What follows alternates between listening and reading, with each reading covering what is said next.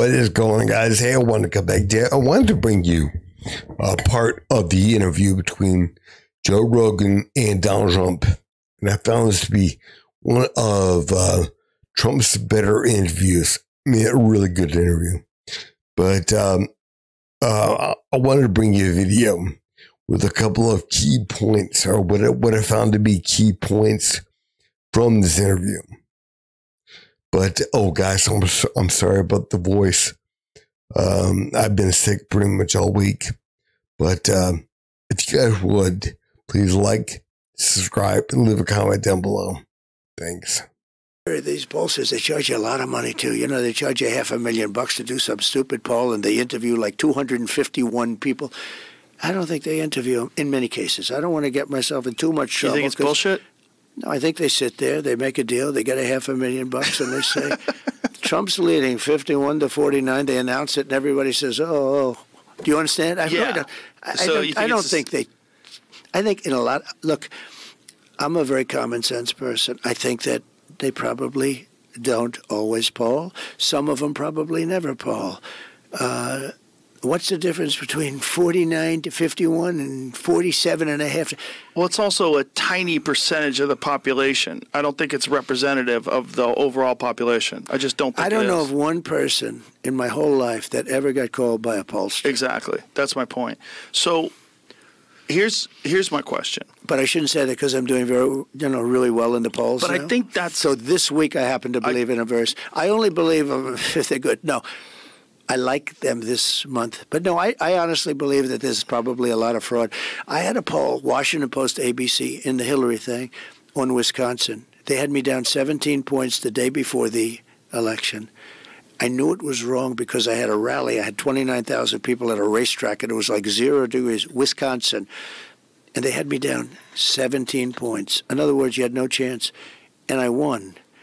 And I called up my pollster, who's a good guy, good guy, and I believe he's legitimate, and and some of them aren't, some of them aren't. I said, tell me, why did they have me down so much? I mean, nobody's going to believe them the next time. They said they don't care. When you're down 17 points, people are going to stay home. They're not going to vote. Right. Because they're going to say, I love Trump, but I'm not going to waste my time. It's cold out. What have they done to go after Trump, to delegitimize him, to make him look bad? Everything. And they've done the opposite when it comes to Biden. They did the opposite. They did whatever they could to make him look good. Again, they did not want to air the Hunter Biden laptop story because they were concerned with again how it might play in the election. But again, they didn't care one bit about certain things in the election with Trump. Not at all. Again, the Rushgate, the Russian hoax. Again, they didn't care. They did not care. And again, we see this over and over and over again. It's kind of like during Trump's and in the early days of his presidency, we said very fine people on both sides of the statue debate in Charlottesville. But again, they don't cover that. They don't show all of that tape. They just show him saying very fine people on both sides. And again, there is a very clear effort to make it look bad and to make Democrats, no matter what, look good. So again, if the government has its thumb on the scale, as far as that goes, what else are they doing? And can we trust what comes out of the government? That includes certifying the election results. There's a lot of crooked stuff, and I wanted to talk about that too, because one of the things that people talk about with you is the denial of the results. And I think J.D. Vance did a brilliant job the other day when he was being interviewed, and they asked him, did Trump lose the 2020 election? And he turned it around and said, was there legitimate election interference in suppressing the Hunter Biden laptop story on social media? And was that a concerted effort? Well, they say it made hide 10-point difference, and I lost by one tenth of a point. Well, it is. They say it was 22,000 votes, but look, it was much more than that. And I appreciate J.D. Vance saying that. And by the way, I think he was a great pick. Do you like J.D. as a pick? I like him a lot. Yeah, you're allowed to say that. No, I do. I like him a lot. I think he's good. I think he's a brilliant guy, and I think his ability to talk like a normal human being. You did my friend Theo Vaughn's podcast, right? And he just did it. How did he do? He did great. And he just talks like a normal human being. Is that why you called me to do this? No. I was. He was a nice once guy. They shot you, I was like, he's got to come in here. It's all about. They don't care. They don't care about truth.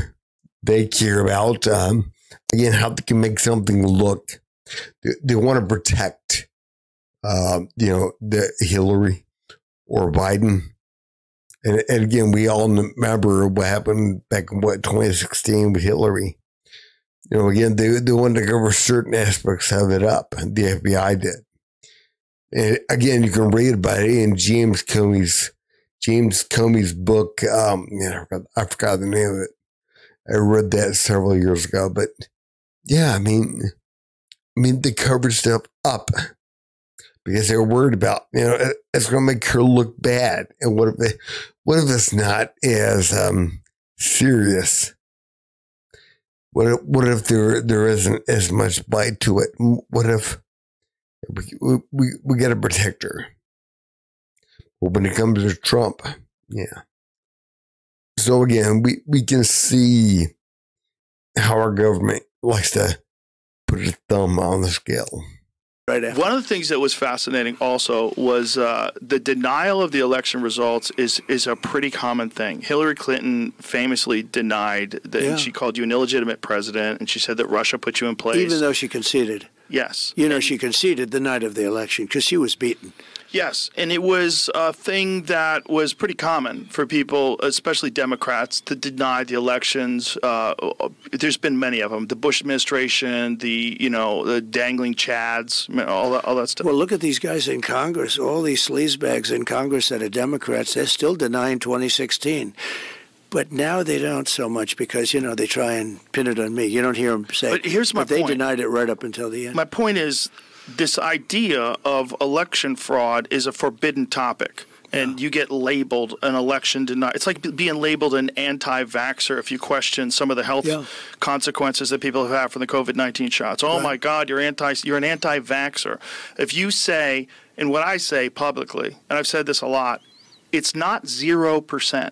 So if you ask me what is the amount of election fraud in this country, is it 0%? No one thinks it's 0%. I've never met one person, not a super liberal, progressive, far left person or a right-wing conservative. Not one person thinks it's 0%.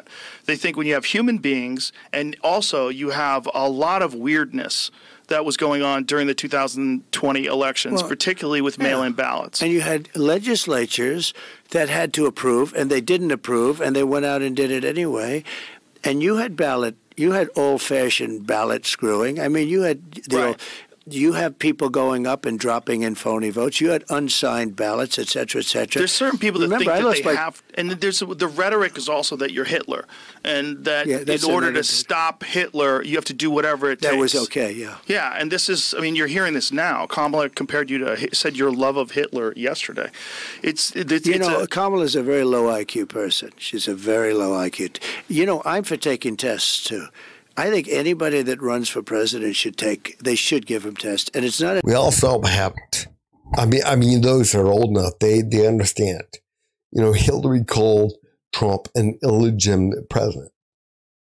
Again, they could not believe that Trump could pull off the numbers and could do as well as he did. Again, man, in the media, they played it that way. But I really believe people they knew. They knew because, again, they tried to get people not to to give up. Don't vote for Trump. He has no chance of being president. No chance. And again, we have to understand that, again, people like the FBI, James Comey, they covered for Hillary. They didn't want to reveal certain things about her with the email server situation. Why? Because again, they would look bad upon Hillary, and that would affect her chances of getting elected. And they didn't want to chance that. So what they did was they suppressed that story. Now, when it came to Trump and Russia, again, they revealed that they allowed that to come right through. Why? Well, because again, there's no problem understanding that the FBI had to look into Russia. Because again, we wouldn't want to have anyone in office with ties to Putin, would we? Of course not. And again, the FBI being such good people, they want to make sure. Now, I'm not talking about rank and file, but I'm talking about the leadership. Such good people that, again, we have to understand they're looking out for us. And they wanted us to know whether or not that, we could possibly vote for somebody with ties to Russia. And then 4 years later, in 2020, again, we had Hunter Biden with the laptop story, and that was suppressed. Again, they wanted that suppressed in the algorithm so people would not know about it. And again, it worked. It worked. And because again, they don't want to have the election taken from from Joe Biden. And but again, anything Trump questioned, wait a minute, what is happening here? What is happening here? And again, this guy is getting more votes or whatever than he's not even out there. He's not even out there. He's not even. And again, these votes are coming in late boxes that they're finding in storage closets and whatever at 3 a.m. What in the hell is happening? Who wouldn't question that?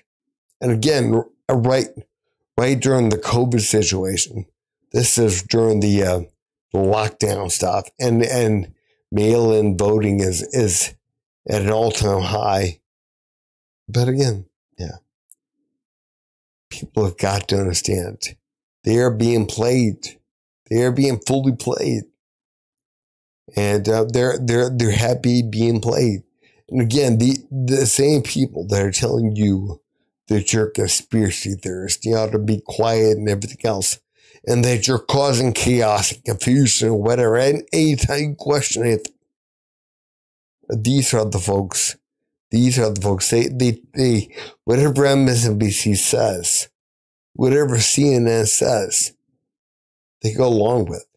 As long as MSNBC and CNN, as long as they say that, again, we're gonna give another pride parade. We're gonna have trans whatever at the White House.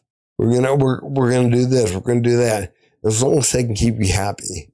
And again, that's all that is really required. And again, they're manipulating the dumbest of the dumb. I mean, seriously, they're manipulating people that again, that believe in that you can make a boy into a girl or a girl into a boy or, whatever. That's who they're manipulating. And that's who is yelling at you, telling you to be quiet. You have no reason to question anything. If you do, you're causing a problem. Guys, if you would, please like, subscribe, and leave a comment down below. Thanks.